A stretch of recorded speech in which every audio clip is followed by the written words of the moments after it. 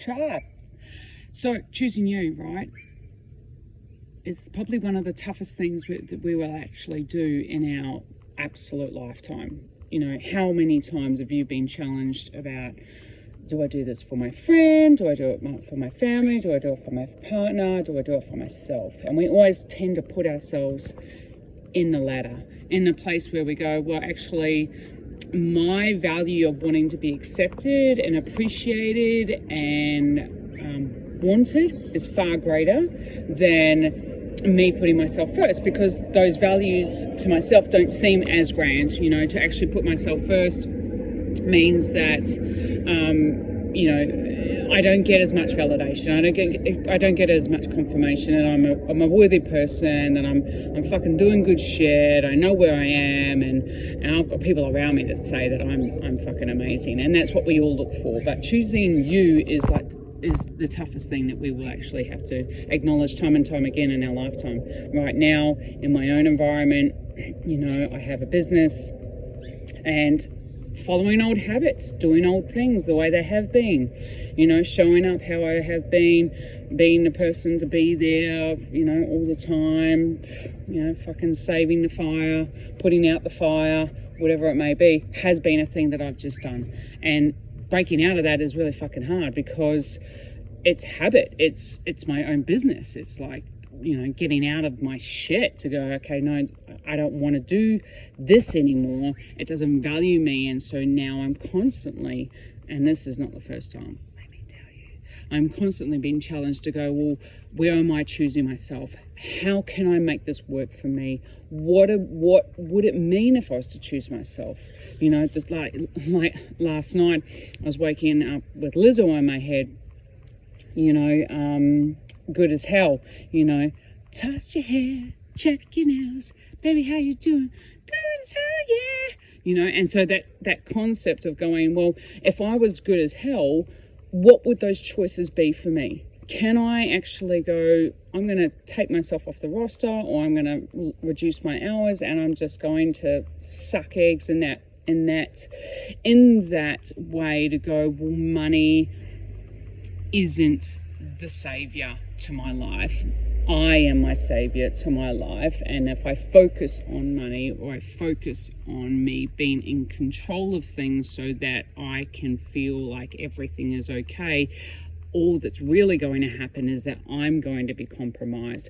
I'm going to be compromised because those other things, such as control and money, won't make me happy. And that even though I have let go a billion times over, and I mean a billion, you know, it's not enough sometimes, and don't get me wrong, like, then I come into that factor when you go, okay, well, sometimes you have to show up and, you know, you have to go, okay, well, I have to suck eggs this time because this is what I've committed to and this is what I have to do. But you understand the difference when you're in that space, because when you're in that space, you're like, okay, I don't have a choice. Let's say, for example, chef walks out of the kitchen, I don't have anyone else. Had to fucking suck eggs many a times, because this is what I'm destined to do. There's no point crying over this. There's no point having to go, well, you know, I don't want to do this, even though obviously I did at the time. You know, I have to show up. I have to go, right, no, this is my jam. This is what I've committed to. This is what I have to show up for. But this is different because I do have choice. And that's the difference. Where is your choice being showed up in your life, where you can choose you? Where you cannot give your power away so much to the other things in your life, be it money, control, people, and the need to seek validation, and the need to know that you're valued, and going deeper beyond that. Because when you choose you, life becomes flow.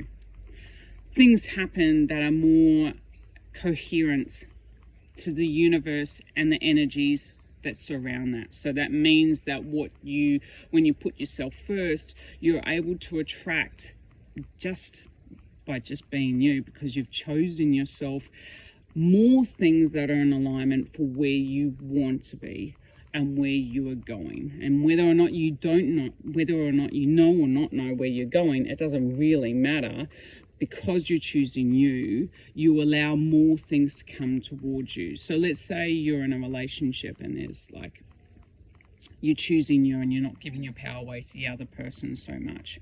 What happens is the light will come through whether that person is in alignment with you or not, or you will be presented with the opportunity to that there may be someone else, or that things will become clearer. Does that make sense? So choosing you has the ability to bring more of what is in alignment towards you. And that is gold, because in that space you obviously feel more free, you feel happier.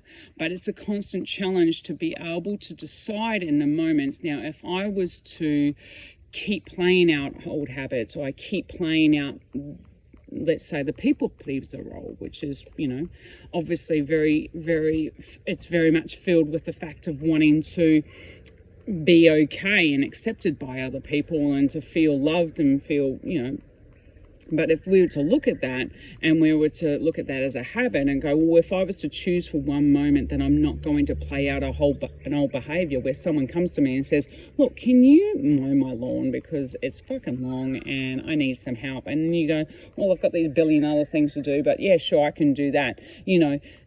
You have to go into your heart in that space. These are the moments where we're having to ask ourselves, if we were to go into our heart and give fucking a microsecond of a concept or a reality to our heart and go, what would I really, really want to do?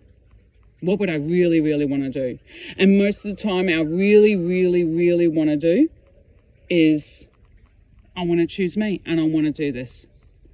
And it's those moments that are fucking gold. They are the moments where things start to shift, where you start to see yourself as more than just a person trying to survive this world, a person trying to seek whatever they may be to feel okay. It starts to really go deeper into yourself, and you start to understand that you can have what it is that you want. You can, through constant processing, and it sounds very task orientated, but through constant processing of choosing yourself, you become more in alignment with what is really going to fucking tick your box. And I'm not getting confused. Like, obviously there's a paradigm to that. Like anything, you can constantly choose yourself and not really see that there is a give and take in the world. Obviously there's a give and take. We are transactional. We are a community. You're not here on your own. This is a collaborative effort. We can't do things independently. We are all dependent on each other in some way or form. So in that space, obviously, the parallelity to that is, well, you have to give and take at times, but you will understand when those give and takes are, particularly in a relationship, because you understand that if someone's coming to meet you halfway or quarter way, that, there's a lot of compromise. But that's a side note. I'm staying focused on choosing you and the powers of choosing you, and those moments where you have choice to choose you in a relationship, and whether or not you really want to create something very powerful in your life, and that is you. Because when you choose you, you're starting to understand your power. You're starting to understand your worth.